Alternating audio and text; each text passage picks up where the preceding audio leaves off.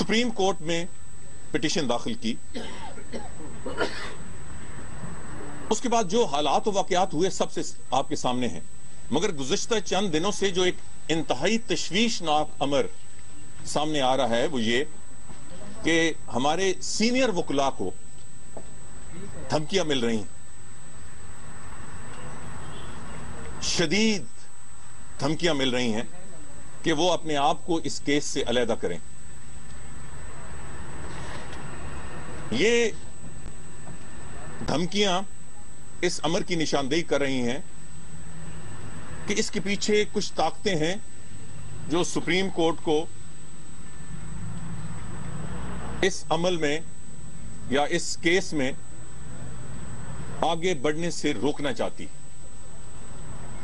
मैं इस वक्त सिर्फ इतना ही कहूंगा कि हुकूमत को फौरी तौर पर इस पे अपना रद्द-ए-अमल जाहिर करना चाहिए। आज कोई भी हुकूमत का ऐसा रुकन नहीं है जिसके फोन टैप नहीं है, जिसका आना जाना हर वक्त मॉनिटर नहीं हो रहा, जिसकी एक एक बात टेप नहीं की जाती। इस माहौल में हमारे सीनियर वकला को धमकियां मिलना ये एक इंतहाई तशवीशनाक अमर है और हम उम्मीद करते हैं कि हुकूमत फौरी तौर पर इस सिलसिले में उन लोगों की निशानदेही करेगी जो इसके पीछे हैं। इसके साथ साथ गुज़श्ता दिन के वाक़े में मैंने आज की अखबारात में बहुत सारी सुर्खियां देखी कि मुशर्रफ के वाक़यात का शायद एक दफा फिर इनकलाब आने वाला है। मैं हैरान हूं कि हमारी यादाश्त इतनी कमजोर क्यों होती। अव्वल तो ये कि जिन्हें 30 इलेक्टेबल कहा जा रहा है उनमें 1, 2, 3 को छोड़कर बाकी तो शायद लोकल काउंसलर नहीं बन सकते। उनके जो लीडर हैं उनका तो हल्का ही नहीं है। उनको जो हल्का मिला हुआ था वो मखदूम अहमद महमूद ने वापस ले लिया है। कई दूसरे हैं जिन्होंने जिंदगी में कोई एक आध इलेक्शन जीता हो, उसके बाद इलेक्शन नहीं जीता।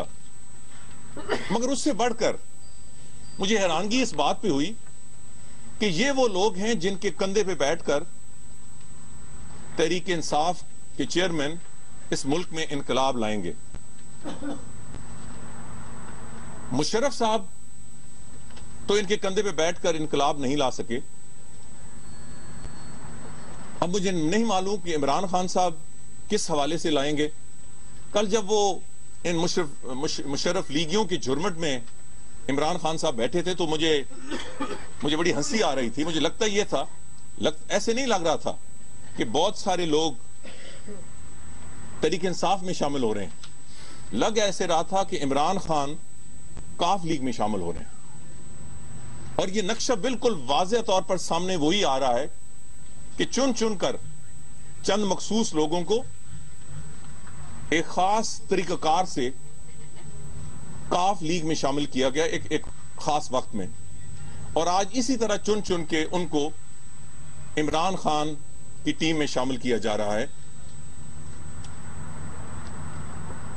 अक्ल हैरान है कि वो लोग जो मुशर्रफ के वजीर थे, जिनके खिलाफ बाकायदा इस वक्त भी गवाह हैं मीडिया की उस वक्त की रिपोर्ट्स, उनके खिलाफ इल्जामात थे करप्शन के, उनके खिलाफ इल्जामात थे जाली डिग्रियों के, उनके खिलाफ इल्जामात थे रिश्वतवानियों के, और वो 2002 से 2008 की अखबारात और मीडिया भरे पड़े हैं, रिकॉर्ड है। ये कोई मैं जबानी कलामी बात नहीं कर रहा। इनमें एक साहब बिलखसूस जो कल शामिल हुए हैं, तकरीबन 2 साल हम इस असेंबली में बैठकर उनकी करामात और उनकी कारकर्दगी की खबरें शायद सुर्खियों के साथ अखबारात में पढ़ते और सुनते रहे। आज कौम की शायद अकल कोई खुदा ना खास उस पर पर्दा नहीं पड़ गया। इस कौम को कहा जा रहा है ये बहुत क्लीन लोग हैं, ये बहुत मोअज़्ज़ज़ लोग हैं। मैं सिर्फ ये कहना चाहता हूं कि मैंने आज से चंद दिन पहले एक प्रेस कॉन्फ्रेंस की थी और मैंने कहा था कि इमरान खान साहब को बार बार दूसरों पर इल्जामात लगाने के बजाय بہتر ہوگا کہ اثاثہ جات کے مسئلے میں ہم سپریم کورٹ جائیں، ہائی کورٹ جائیں، یا کوئی بھی ٹرائبونل ایسا بنائیں جس پہ ہم سب متفق ہوں، اور اس میں کوئی چیز ہمارے خلاف ہے وہ لے کے آئیں، ہمارے پاس ان کے خلاف کوئی چیز ہوگی تو اس ٹرائبونل کے سامنے رکھیں گے۔ یہ میڈیا ٹرائل ہم نہ کریں، مگر عمران خان صاحب آج بھی بضد ہیں اسی طریقے سے لوگوں کو چور اور ڈاکو کہنا، لوگوں پہ الزامات میڈیا کے ذریعے دھرنا۔ میں نے اس پہ کہا تھا کیونکہ محرم کا مہینہ تھا اور مناسب نہیں تھا کہ اس پہ زیادہ بات کی جائے، ویسے بھی نیٹو کے حملے ہوئے تھے اور قوم کی توجہ اس طرف تھی، تو میں نے جو پریس کانفرنس تھی وہ میں نے مرکوز اس پہ رکھی۔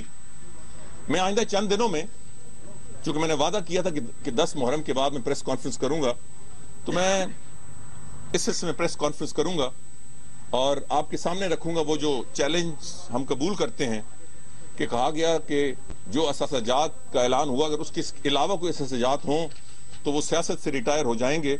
آپ بھی گواہ ہیں اور یہ قوم بھی گواہ ہے، اس کے کچھ ثبوت آپ کے سامنے آئیں گے اور اس قوم کو خود بخود معلوم ہو جائے گا کہ ایک شخص جس کی ساری زندگی تضاد کا شکار رہی، وہ کرکٹ ٹیم میں بھی رہا، کا کیپٹن بھی رہا، تو ٹیم جیتی مگر ٹیم کو یکجا نہیں کر سکی۔ آج بھی اس وقت جو سینئر ترین لوگ ہیں وہ اس بات کے گواہ ہیں کہ ٹیم میں کتنا خلیج تھا، اور وہ عمران خان صاحب کے ایٹیٹیوڈ کی وجہ سے تھا۔ آج بھی تقریباً اسی طریقے سے معاملات چل رہے ہیں، مگر میں اس پہ زیادہ لمبی بات کرنے کے بجائے انشاءاللہ تعالی آئندہ چند دنوں پہ اس پہ تفصیل سے بات کروں گا۔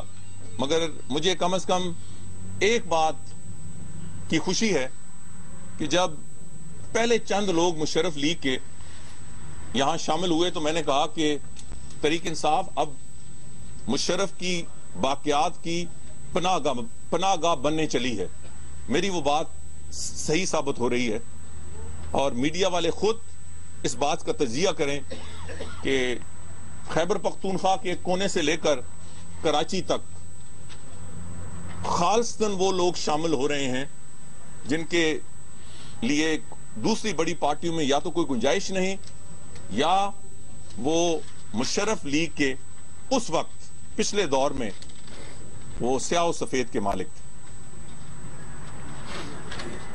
جو آخری نقطہ ہے، میں نے اگلے دن اسمبلی میں بھی کہا، ہم یہ سمجھتے ہیں کہ شمسی ایئر بیس کے حوالے سے تحقیقات ہونی چاہیے۔ یہ کافی نہیں ہے کہ اتنے سال کی تگ و دو کے بعد شمسی ایئر بیس خالی کرائی گئی ہے۔ یہ معاملہ اب یہاں ختم نہیں ہونا چاہیے۔ میں نے اسمبلی میں بھی کہا اور اس پہ کوئی جواب نہیں آیا، میں نے وزیر اعظم کے سامنے بھی کہا، کوئی جواب نہیں آیا۔ یہ ایک بہت بڑا جرم سرزد ہوا ہے کہ اس ملک کی ایک سرزمین ایک شخص کی زبانی کلامی آرڈر پہ ایک غیر ملکی طاقت کے حوالے کر دی گئی۔ اگر ہم اس پہ توجہ نہیں کریں گے، اس پہ کارروائی نہیں ہوگی ان لوگوں کے خلاف جس نے پاکستان کی سرزمین غیروں کے حوالے کی، تو یہ ایک پریسیڈنٹ بن جائے گا آئندہ کے لیے۔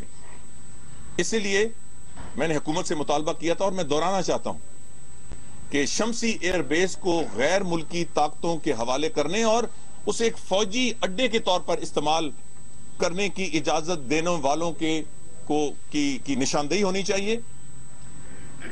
وہ معاہدہ، اگر وہ معاہدہ ریکارڈ پہ ہے تو وہ قوم کے سامنے لانا چاہیے، اور کس پاکستان کے آئین اور قانون کے تحت ایک شخص کو یہ اختیار ہے کہ پاکستان کا کوئی ٹکڑا، زمین کا کوئی ٹکڑا غیر ملکی طاقت کے حوالے کرے؟ کس قانون اور کس آئین کے تحت؟ جہاں تک میں جانتا ہوں کسی ملک کے وزیر اعظم کو بھی یہ اختیار نہیں ہے کہ وہ اس انداز سے پاکستان کی سرزمین کسی غیر ملکی طاقت کے حوالے کرے۔ اس کی تحقیقات ہونی چاہیے۔ میں نے 2 دن پہلے اسمبلی میں یہ مسئلہ اٹھایا تھا، میں اس کو بار بار اٹھاؤں گا، کیونکہ مسئلہ صرف یہ نہیں ہے کہ ایک غلطی، ایک جرم، اس کا معاملہ درست کر دیا جائے۔ ضرورت اس بات کی ہے کہ پاکستان میں اب روایت ڈالنی چاہیے کہ جو چوری کرے گا وہ پکڑا جائے گا، جو اس ملک سے غداری کرے گا اس کی پکڑ ہوگی، جو جرائم ہوں گے اس کی اکاؤنٹیبلٹی ہوگی. جب تک یہ نہیں ہوگا اس قسم کے حالات اور واقعات اس ملک کے ساتھ بدقسمتی سے ہوتے رہیں گے. اب وقت آ گیا کہ ہم کہیں کہ انف از انف.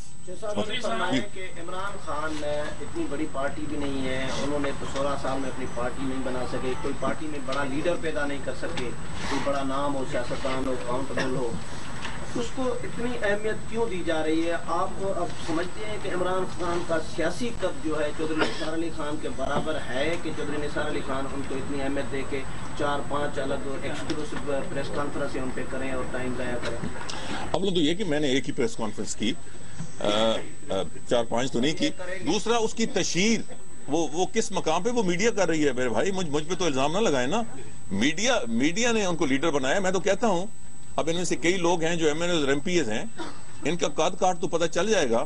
بائی الیکشن میں جائیں گے یہ لوگ اور ان کا عوامی قد کاٹ کیا ہے, باوجود اس کے کہ وہ M N As M P As ہیں, اس کا تو علم ہو جائے گا.